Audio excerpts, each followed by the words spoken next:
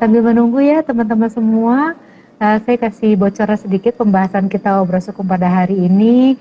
Itu kita akan berdiskusi, berbicara mengenai tata cara pemberian badan hukum kepada yayasan dan perkumpulan. Jadi kalau teman-teman di sini ingin berpartisipasi, bertanya kepada narasumber atau memberikan pendapat, dipersilahkan tulis saja di komen di sini. Iya, kali ini biasanya pertemuan di Obras Hukum sebelumnya hostnya itu Bang Ali Usman, tapi pada kesempatan kali ini saya menjadi hostnya. Assalamualaikum. Waalaikumsalam warahmatullahi wabarakatuh. Nah, sudah Pak, ini sudah lebih jelas, sudah lebih baik. Sehat, baik, ya. Iya, maklum ya Pak, kalau masalah jaringan kadang kita nggak bisa duga ya Pak ya, prediksi ya Pak ya, kalau misalnya ada kendala jaringan. Baik, izin Bapak untuk kita mulai untuk opening ya Pak Usman. Boleh ya? Bu, silakan. Baik. Assalamualaikum warahmatullahi wabarakatuh. Selamat pagi, Om Swastiastu, Namo Buddhaya, salam kebajikan. Salam pembelajar. Apa kabar semua para sahabat pembelajar dimanapun saat ini berada, dari Sabang hingga Merauke. Pada kesempatan hari ini kita akan berbicara dalam program Obras Hukum bersama dengan narasumber kita Bapak Usman, penyuluh hukum ahli muda dari kantor wilayah Kementerian Hukum dan HAM Aceh. Baik Bapak, bagaimana kabarnya Pak Usman? Alhamdulillah sehat Pak. Alhamdulillah sehat. Baik Pak Usman, tadi memang kendala jaringan tidak bisa kita duga, tapi alhamdulillah ya saat ini tampilannya sudah lebih baik gambar dan juga suaranya sudah jernih, sehingga kiranya apa yang disampaikan nanti ilmu-ilmu baru dari Pak Usman boleh diterima baik juga oleh sahabat pembelajar dimanapun saat ini berada. Monggo Pak Usman untuk memperkenalkan diri Pak, untuk diri Bapak, silakan Pak. Oke, terima kasih Mbak Lia. Alhamdulillah kesempatan yang diberikan oleh Mbak Lia. Ini kegiatan, terdengar nggak Mbak nih? Terdengar nggak? Jelas Pak, jelas. Nah, alhamdulillah kesempatan yang diberikan ke kami dari penyuluh hukum kantor wilayah Kementerian Hukum HAM Aceh oleh Obras Hukum yang difasilitasi oleh PPSDM Kementerian Hukum dan HAM kerjasama dengan Pusat Penyuluhan Hukum pada Pembinaan Hukum Nasional. Alhamdulillah kesempatan yang diberikan hari ini kami mengangkat tema terkait dengan tata cara pendaftaran badan hukum, yayasan ataupun perkumpulan. Jadi terima kasih kepada semua rekan-rekan, sahabat penyuluh atau rekan-rekan yang lain yang sudah bergabung di Instagram ini. Diskusi kita pada hari ini yaitu kita inikan di tata cara pendaftaran badan hukum, yayasan dan perkumpulan. Jadi Bapak Ibu, rekan-rekan sekalian, bahwa pendirian yayasan di Indonesia itu sebelum adanya undang-undang yayasan itu hanya berdasarkan atas pemahaman dan kebiasaan yang dianut oleh masyarakat dan jurisprudensi Mahkamah Agung dengan memenuhi persyaratan material maupun formal sebagaimana pendirian suatu badan hukum yang dilakukan. Nah, sebagai persyaratan formal yang selama ini dilakukan bagi pendirian yayasan adalah adanya akta pendirian yang dibuat secara notariil ataupun akta notaris yang dibuat. Itu sebelum adanya undang-undang tentang yayasan. Sehingga kecenderungan tersebut itu timbul praktek berbagai masalah yang berkaitan dengan badan hukum yayasan. Sehingga pasca lahirnya Undang-Undang Yayasan, Undang-Undang Nomor 16 Tahun 2001, perubahan dengan Undang-Undang Nomor 28 Tahun 2004, diharapkan persoalan-persoalan yayasan itu bisa mendapatkan kekuatan hukum secara legalitas. Jadi sehingga karena kita tahu bahwasanya bahwa yayasan itu adalah badan hukum yang terdiri atas kekayaan yang dipisah dan diperuntukkan untuk mencapai tujuan tertentu di bidang sosial, keagamaan dan kemanusiaan yang tidak mempunyai anggota. Nanti kita jelaskan terkait dengan perbedaan yayasan dan perkumpulan. Jadi saya ingin jelaskan dulu mengenai yayasan. Bahwa yayasan ini adalah badan hukum yang lahir setelah akta pendirian itu disahkan oleh Menteri Hukum dan Hak Asasi Manusia, artinya Menteri kita, Menteri Hukum dan HAM.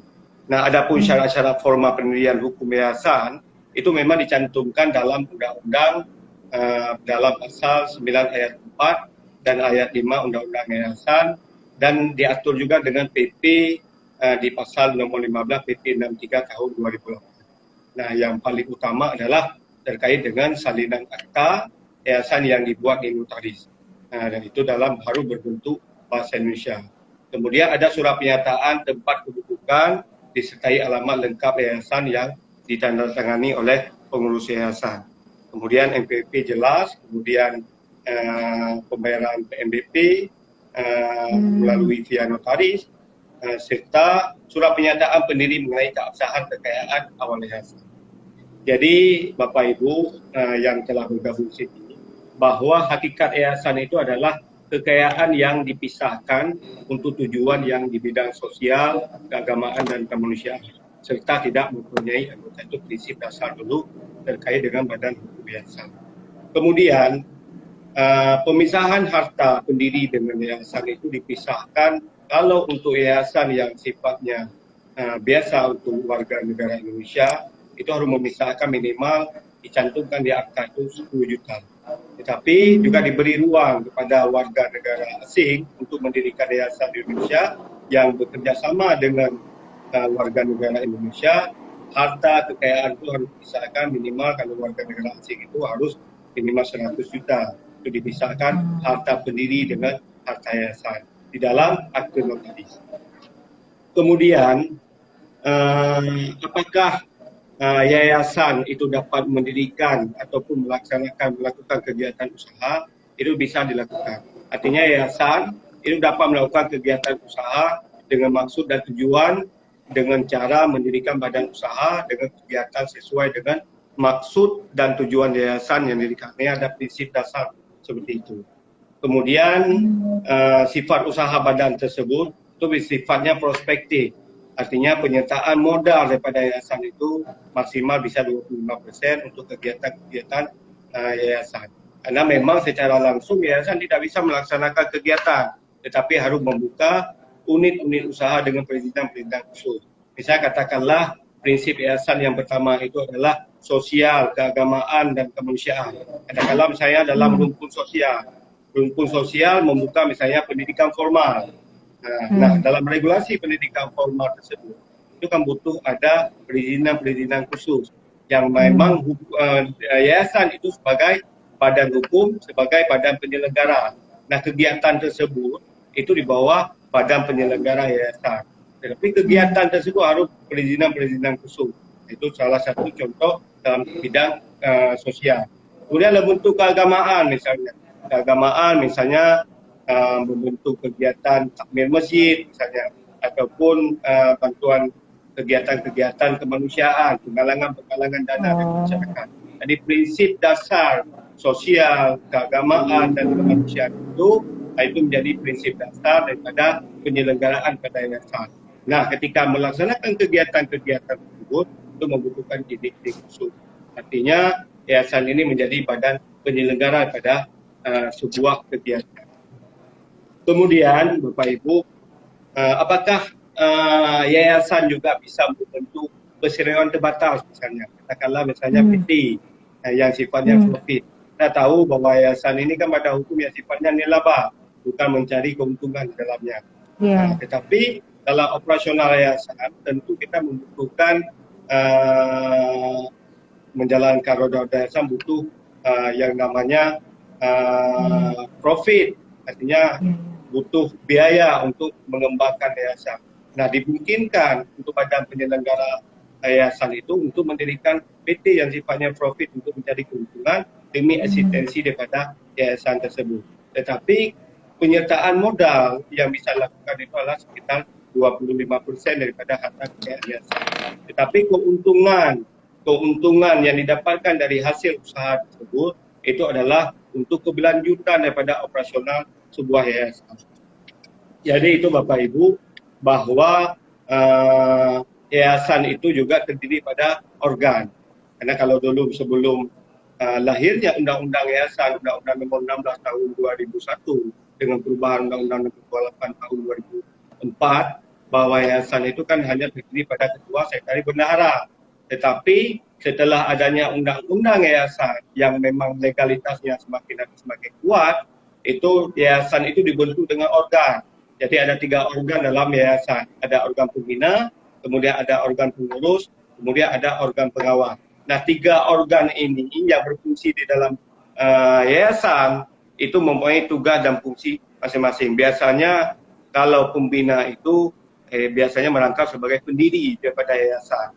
Nah, jadi ada orang yang sepakat untuk mendirikan sebuah badan hukum yayasan. Nah, dia biasanya mendirikan yayasan, memisahkan harta pribadinya dengan harta yayasan, kemudian biasanya itu sebagai unsur pembina yayasan, karena dianggap pendiri daripada sebuah yayasan. Kemudian berapa lama kepengurusan yayasan ketika diangkat? Dalam akta yayasan itu disebutkan 5 tahun dapat diperpanjang untuk kepengurusan pengurus daripada yayasan. Itu Mbak Lia terkait dengan badan hukum yayasan. Nah, pertanyaan selanjutnya adalah apakah yayasan itu sama dengan perkumpulan?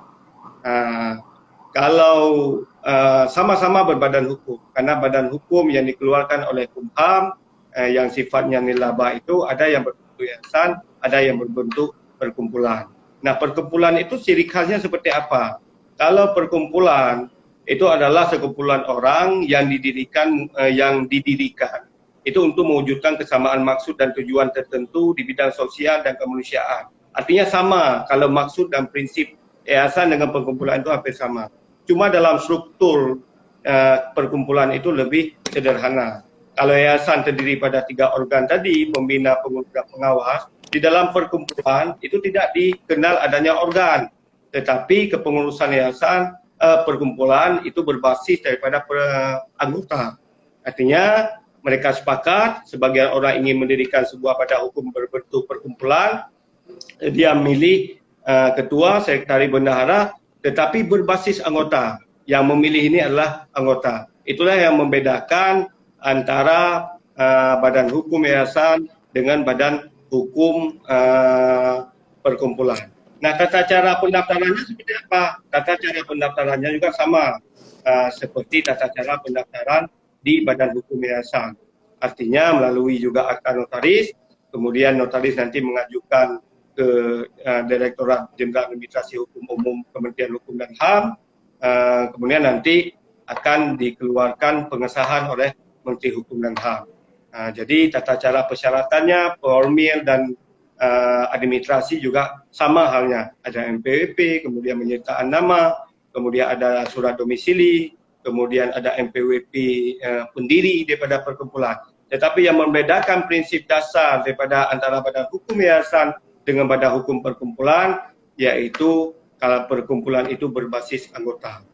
Nah, kalau yayasan, dia hanya terdiri pada organ-organ itu. Itu seperti itu Mbak Lia sebagai barang pengantar. Nanti kita diskusi lebih lanjut mekanisme bagaimana tata cara pendaftaran yayasan dan perkumpulan di Kementerian Hukum dan HAM. Mungkin itu Mbak Lia, saya kembalikan dulu. Baik, terima kasih Pak Usmas untuk penjelasan mengenai pendaftaran untuk badan hukum yayasan dan juga badan hukum perkumpulan ya Pak Usman ya. Yeah. Baik, kalau boleh diinformasikan lebih lanjut Pak Usman, biasanya kalau untuk pembuatan atau pembuatan badan hukum untuk yayasan, tadi Pak Usman sampaikan kan dari warga asing boleh untuk mendirikan yayasan, yayasan begitu ya Pak ya. Kalau misalkan orang asing gitu ya, yang ingin membuat yayasan di Indonesia ini, berarti dia harus ada punya kerjasama dengan warga negara Indonesia untuk dapat membuat yayasan itu ya Pak? Benar Mbak Lia. Jadi memang dalam undang-undang yayasan itu dimungkinkan akan dibolehkan warga negara asing untuk mendirikan yayasan di Indonesia dengan bekerja sama dengan warga negara Indonesia. Ada Tetapi ketentuannya memang sendiri. Bagaimana Pak? tetapi memang harta kekayaan yang dipisahkan bagi warga negara asing itu relatif lebih besar daripada warga negara Indonesia yang ingin mendirikan yayasan. Kalau dalam undang-undang yayasan minimal yang harta yang harus dipisahkan itu untuk warga negara Indonesia itu 10 juta. Tapi warga negara asing itu minimalnya 100 juta. Tetapi biasanya di dalam organ yayasan itu yang terdiri pada pembina, pengurus dan pengawas, biasanya kepengurusan yayasan itu dilakukan ataupun dijalankan oleh warga negara Indonesia. Tapi warga negara asing mungkin bisa masuk dari dalam organ pembina di negara. Jadi istilahnya dalam operasionalisasi yayasan itu sendiri warga negara Indonesia lah yang melakukan operasionalisasinya ya Pak ya, pengurusan. Tapi kalau untuk warga negara asing lebih kepada membina atau mengawasi saja, begitu ya Pak? Iya, sebagai pembina, karena kan ada 3 organ, ada organ pembina, kemudian ada organ pengurus, ada organ pengawas. Nah, organ pembina ini biasanya kan pendiri, karena beliau mungkin punya dana. Kemudian yang harus diperhatikan bahwa akta notaris itu wajib berbahasa Indonesia memang. Dan tidak boleh ada nama istilah asing di dalam istilah nama yayasannya, tapi harus nama Indonesia. Ya, Jadi yang sudah pasti aktenya pun harus berbahasa Indonesia dan tidak boleh berbahasa asing di dalam akta itu sendiri ya Pak Usman ya. Benar. Kemudian Pak Usman, kalau ada ketentuannya nggak, misalnya untuk warga negara asing yang ingin membuat yayasan di Indonesia, ada ketentuan berapa jumlahnya, jumlah orangnya, atau harus lebih banyak dari warga negara Indonesia, atau bagaimana Pak? Ada nggak ya ketentuannya seperti itu Pak? Memang di dalam undang-undang sendiri tidak menentukan berapa jumlah orangnya, tetapi kan dalam yayasan itu biasanya pembina itu kan biasanya berganjil ya, minimal 1 atau 3 orang sebagai dalam struktur organisasi pembina. Kalau dalam pengurus itu jelas jabatannya ketua, kemudian sekretari, bendahara. Kalau memang gemuk dalam struktur organisasi, biasanya ada ketua, ketua 1, ketua 2, ketua 3. Tetapi memang tidak dibatasi jumlah warga negara asing dalam jumlah orangnya berapa. Tetapi memang harus menyertakan identitas dalam bentuk paspor. Itu memang dia jelas paspornya, kemudian apakah dalam bentuk pemegang kartu kitas ataupun kitab yang dikeluarkan oleh Direktorat Keimigrasian. Jadi seperti itu, Mbak. Oke. Pak, nyinggung sedikit nih, kalau misalkan untuk warga negara asing yang membuat yayasan tanpa mereka itu, kalau warga negara asing ingin membuat yayasan, berarti mereka izinnya apa Pak? Kalau untuk membuat yayasan itu dari ada ketentuan tersendiri nggak Pak? Kalau warga negara asing masuk ke Indonesia ingin membuat suatu yayasan atau ingin melakukan usaha, itu apa mereka punya izin tersendiri sebelum mereka melakukan atau pembuatan yayasan? Ya, bagi warga negara asing otomatis masuk ke Indonesia kan melalui paspor, dia tujuannya untuk apa. Kalau memang warga negara asing itu biasanya kan masuk dalam ranah keimigrasian. Biasanya kalau melakukan kegiatan usaha di Indonesia, otomatis dia akan mengurus perizinan, berarti perizinan ke Disnaker sebagai tenaga kerja di sini ataupun investasi. Ada izin khusus yang memang. Tetapi kan izin khusus tersebut itu kan punya paspor, kemudian dia mengurus kartu identitas tinggal sementara.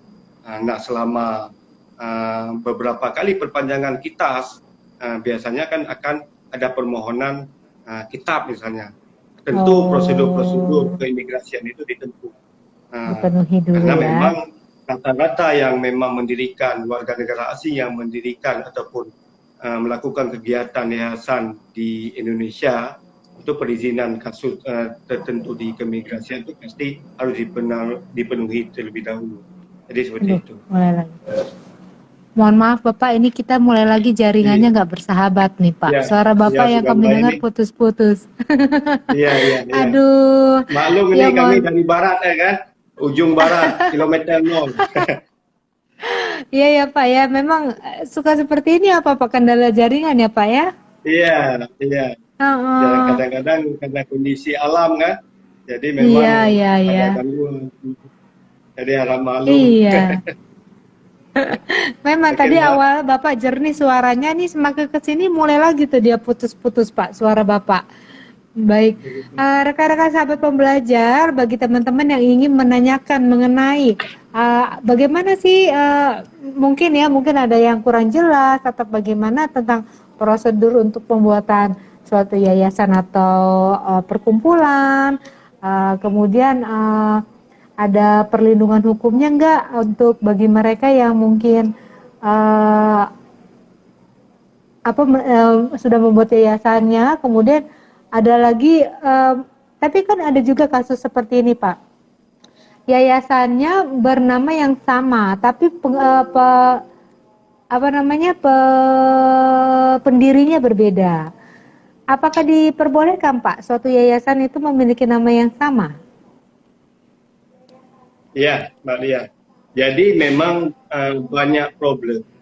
Ya, seperti di awal saya sampaikan tadi, bahwa sebelum lahirnya Undang-Undang Yayasan di tahun 2001, banyak problem-problem terkait dengan yayasan. Karena pendirian yayasan sebelum lahirnya Undang-Undang Nomor 16 tahun 2001 tentang yayasan, itu kan yayasan didaftarkan dengan akte notaris, kemudian didaftarkan di Panitra Pengadilan Negeri, kemudian dicatatkan di lembaran negara. Dan strukturnya juga berbeda. Strukturnya terdiri pada ketua, sekretaris, dan bendahara. Dan biasanya yang sebelum lahirnya undang-undang, yayasan itu sudah berbentuk mencari keuntungan daripada pengurus pada yayasan ataupun pendiri pada yayasan, ataupun pengurus ingin mengambil keuntungan daripada pendiri yayasan. Jadi disalah gunakan kepentingan yayasan yang sifatnya nilaba menjadi keuntungan pribadi sifatnya.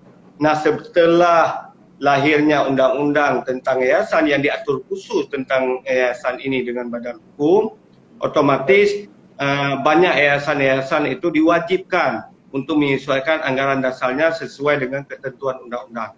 Jadi undang-undang itu memberikan ruang semenjak perubahan daripada Undang-Undang Nomor 28 tahun 2004, itu memberikan ruang selama 4 tahun.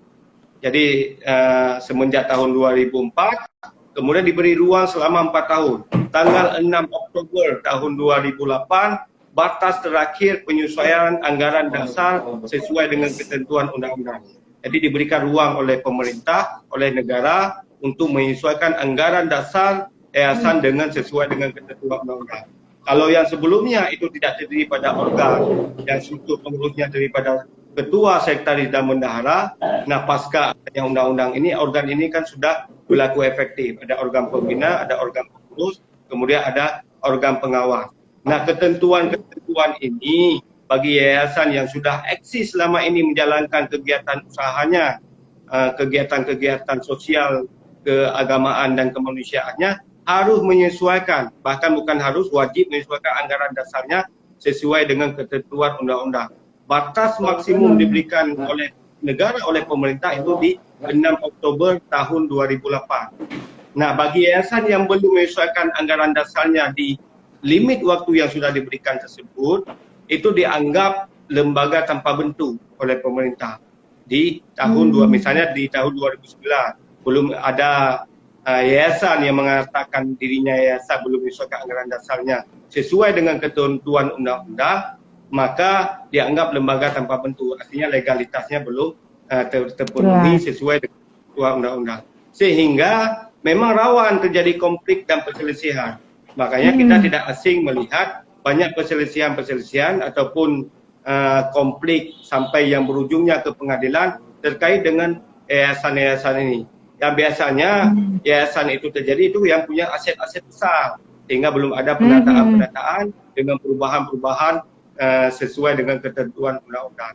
Karena padahal pemerintah melahirkan undang-undang yayasan itu mengatur sebenarnya untuk mengatur supaya yayasan ini mendapatkan perlindungan hukum masyarakat, karena aset ini jangan disalahgunakan dari harta yayasan menjadi harta pribadi daripada pendiri ataupun pengurus di dalamnya, sehingga kepentingan-kepentingan yang sifatnya pribadi tadi bisa diminimalisir. Itu, Mbak. Baik, jadi itulah penjelasan dari banyaknya suka ada berita atau permasalahan-permasalahan dari yayasan ya Pak ya, karena kesamaan nama tapi perbedaan dari pendiri. Baik, ada pertanyaan nih Pak dari sahabat pembelajar kita, boleh saya bacakan ya Pak ya? Boleh, silakan Mbak. Apakah untuk perkumpulan bisa tanpa organ pengurus atau pembina pengawas? Bagaimana Pak? Silakan dijawab. Oke. Kalau untuk badan hukum perkumpulan itu memang tidak terdiri pada organ, karena yang organ ini itu di dalam badan hukum berbentuk yayasan. Karena yang tadi saya sampaikan bahwa yang membedakan perkumpulan dengan yayasan itu di organnya. Kalau yayasan terdiri pada organ pembina, pengurus dan pengawas. Kalau perkumpulan biasanya itu berbasis anggota. Misalnya ada sepakat beberapa orang ingin mendirikan sebuah organisasi yang sifatnya punya legalitas, punya badan hukum, dan biasanya berbasis anggota. Katakanlah misalnya sekumpulan pemuda, ada puluhan orang, kemudian ia anak motor gitu lah Pak ya, anak motor, perkumpulan anak motor gimana tuh Pak? Anak motor misalnya ingin ada komunitas, ingin membuat perkumpulan berbadan hukum yang punya legalitas. Otomatis ada pemilihan di situ. Oh, ini saya tunjuk si A menjadi ketua, si B sebagai sekretaris, si C sebagai bendahara. Nah, biasanya hal-hal seperti itu yang sifatnya komunitas itu membentuk badan hukum berbentuk perkumpulan. Jadi seperti itu, Mbak. Baik. Jadi untuk apalagi banyak nih perkumpulan komunitas gitu ya Pak. Kita katakan itu disebut komunitas bisa ya Pak ya? Kalau perkumpulan ya, bisa, itu ya? Ya, komunitas yang dilegalitaskan. Jadi seperti itu. Dia punya legalitas. Jadi nanti misalnya ada bantuan-bantuan pemerintah, otomatis kan butuh SK badan hukum. Karena sebagai legalitas sebuah institusi kan. Jadi seperti itu. Dari teman sahabat pembelajar menambahkan pertanyaan yang tadi sebelumnya Pak mengenai apakah perkumpulan bisa tanpa organ pengurus atau pembina atau pengawas. Apakah organ yayasan yang sudah bekerja keras membuat yayasan menjadi lebih baik bisa diberikan gaji atau honorarium? Oke Mbak, terima kasih. Biasanya di dalam akta yayasan, kalau memang mau diberikan sedikit transportasi misalnya honorium, itu pengurus bisa diberikan honorium. Pengurus ya Pak ya. Jadi ada organ yayasan itu kan daripada 3 organ, pembina, pengurus, dan pengawas. Biasanya pengurus ini orang yang diangkat oleh pembina untuk mengurusi kegiatan yayasan. Nah, jadi bukan pendiri dia. Kalau memang dia tidak berafiliasi dengan pendiri, dia bisa mendapatkan honor ataupun gaji yang diberikan oleh yayasan. Biasanya itu dicantumkan di dalam akta, diperbolehkan mendapatkan gaji atau honorium. Tetapi jika pengurus ini berafiliasi dengan pendiri, dia tidak bisa mendapatkan ataupun tidak boleh mengambil gaji ataupun honorium. Karena memang prinsip yayasan ini kan bukan profit, tetapi memang bersifat nilai sosial keagamaan. Tetapi kalau memang tidak afiliasi dia dengan pendiri daripada yayasan, dia bisa mendapatkan gaji dan honorium karena memang pembina ini yang mengangkat daripada pengurus. Jadi diperbolehkan. Tapi kalau ketika yayasan tapi ketika yayasan itu berafiliasi menjadi PT itu berarti pengurusnya sudah pasti mendapatkan gaji dong Pak? yayasan tidak boleh berafiliasi dengan PT.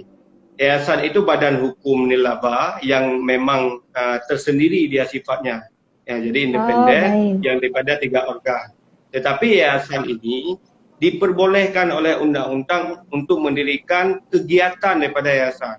Kalau yayasan ini kan nggak bisa langsung melaksanakan kegiatan kalau dalam bentuk profit misalnya. Misalnya dalam bentuk sekolah, dia ingin membuka sekolah atau perguruan tinggi misalnya, Iya, ataupun iya, SLTA misalnya, pada iya, hukumnya kan yayasan. Nah, iya. ketika dia ingin membuka kegiatan pendidikan misalnya, dia kan punya izin-izin khusus itu.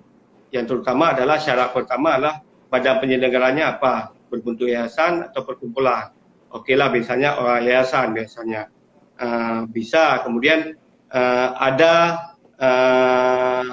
tempatnya, ada domisilinya, kemudian ada lokasinya, kemudian baru menguruskan perizinan ke instansi terkait. Nah, yang tidak boleh itu terjadi rangkap jabatan, pengurus merangkap sebagai pembina, ataupun pengurus merangkap sebagai pengelola. Jadi pengurus ini adalah badan penyelenggara daripada sebuah badan hukum yayasan. Nah, jika yayasan tersebut ingin melaksanakan kegiatan usahanya, diperbolehkan sepanjang tidak terjadi rangkap jabatan pengurus merangkap sebagai pengelola daripada kegiatan. Misalnya ingin menjadi rektor di situ tidak boleh, atau ingin menjadi kepala sekolah di kegiatan yang dilakukan oleh yayasan tersebut, itu tidak boleh. Jadi memang terpisah dengan tersendiri. Jadi seperti itu Mbak Lia. Oh, baik. Jadi memang menghindari ini ya Konflik Pak ya. kepentingan. Iya, ini kepentingan baik. Seperti itu Mbak, rekan-rekan sahabat pembelajar yang sudah bertanya. Baik, kemudian Pak, kalau misalkan kita mau yang perkumpulan sekarang Pak, kalau perkumpulan itu sendiri ada batasan-batasannya nggak sih Pak yang boleh dilakukan, mana yang tidak boleh dilakukan kalau untuk badan hukum perkumpulan? Tentu semua organisasi itu kan punya batasan-batasan. Jika memang sudah melanggar daripada norma-norma kesusilaan, norma-norma hukum, otomatis akan menjadi batasan-batasan oleh pemerintah. Artinya walaupun badan hukum ini sudah dikeluarkan oleh pemerintah, kan punya norma-norma, juga punya sanksi nantinya jika memang norma-norma tersebut dilanggar. Itu tentu pasti. Dan beda daerah itu normanya juga berbeda. Tidak ada ketentuan-ketentuan jika memang sebuah organisasi juga melakukan tindak pidana, juga itu bisa dikenakan. Mekanismenya juga itu dikembalikan kepada mekanisme pemerintah. Artinya bisa dengan pencabutan ataupun pencabutan yang ujungnya adalah pencabutan badan hukum. Jadi seperti itu. Dan pelarangan mungkin ya Pak? Ya, dan pelarangan, kemudian bisa pencabutan status badan hukum. Karena kalau memang di dalam ormas sendiri kan masuk dalam unsur yayasan dan perkumpulan dalamnya. Kalau di dalam Undang-Undang Nomor 17 Tahun 2013 tentang organisasi kemasyarakatan, juga ada ormas yang berbadan hukum, ada ormas yang tidak berbadan hukum. Artinya kalau ormas yang berbadan hukum itu bisa berbentuk yayasan ataupun perkumpulan. Kalau ormas yang tidak berbadan hukum, biasanya dia terdaftar di Kesbangpol. Jadi Kesbangpol ini di Kementerian Dalam Negeri. Dia berbentuk SKT, surat keterangan terdaftar di Kesbangpol. Yang membedakan antara organisasi yang berbadan hukum yang dikeluarkan oleh Kumham dengan organisasi yang terdaftar di Kesbangpol Kementerian Dalam Negeri itu adalah surat keterangan terdaftar terkait dengan limit waktu. Kalau SKT itu yang dikeluarkan oleh Kesbangpol biasanya itu selama 5 tahun, bisa diperpanjang. Tetapi kalau badan hukum yang dikeluarkan oleh Kumham itu tidak ada limit waktu, kecuali memang ada perubahan pengurus ataupun perubahan nama, ataupun itu dilaporkan kepada menteri. Itu yang membedakan antara organisasi yang berbadan hukum dengan organisasi yang tidak berbadan hukum. Berarti bisa dikatakan bahwa sebenarnya organisasi dengan badan hukum lebih kuat ininya ya Pak ya. Eh, perlindungan hukumnya gitu ya Pak. Ya, perlindungan hukumnya sebenarnya sama. Kalau sebuah organisasi, apakah bentuk yayasan atau perkumpulan yang dia berbadan hukum misalnya diurus, perlindungannya sama juga seperti organisasi yang mengurus di Kesbangpol dalam bentuk SKT. Yang membedakannya adalah terkait dengan limit waktu saja.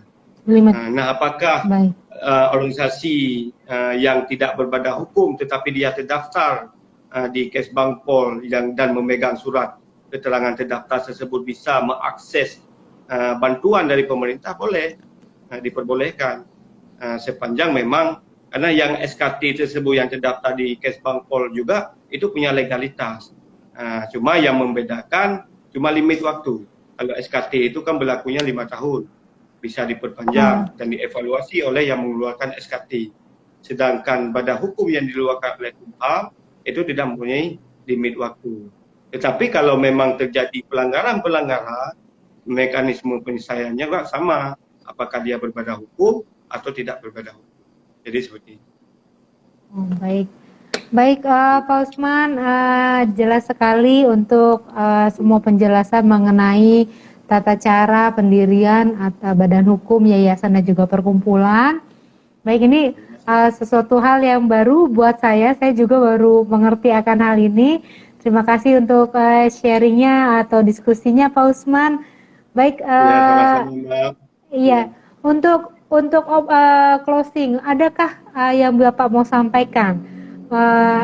Tips atau mungkin bagaimana baiknya untuk agar pembuatan badan hukum yayasan dan juga perkumpulan ini boleh tetap aman secara hukum? Silakan Pak, mungkin ada tipsnya bagaimana Pak Usman?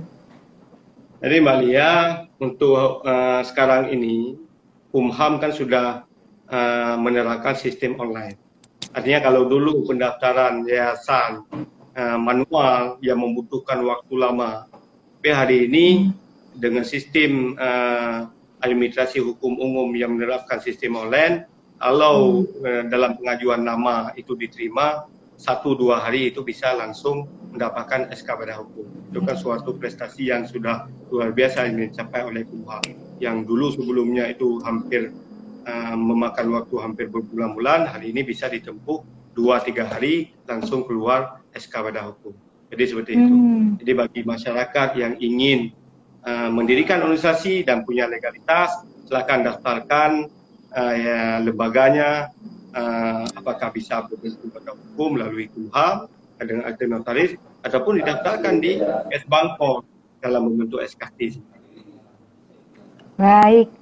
Baik, apresiasi buat Pak Usman. Terima kasih banyak Bapak untuk diskusi dan sharing ilmunya yang sangat bermanfaat. Baik, kami juga mengucapkan terima kasih para sahabat pembelajar dimanapun yang saat ini sudah menyimak, mengikuti obras hukum kita pada hari ini dari awal hingga akhir saat ini. Semoga semuanya dalam keadaan sehat. Pak Usman juga sukses ya Pak ya buat terima kasih Mbak Lia, terima kasih. Salam kawan-kawan di BPSDM. Siap Pak, akan disampaikan. Baik, kami mohon pamit. Terima kasih Pak Usman, sehat-sehat selalu ya Pak. Baik sahabat pembelajar, demikian dari kami, Pak Usman dari Penyuluh Hukum, Ahli Muda Kemenkumham Aceh, dan saya Lia yang sudah mengisi obras hukum pada hari ini. Billahi taufiq wal hidayah. Wassalamualaikum warahmatullahi wabarakatuh. Sampai jumpa kembali sahabat, salam pembelajar.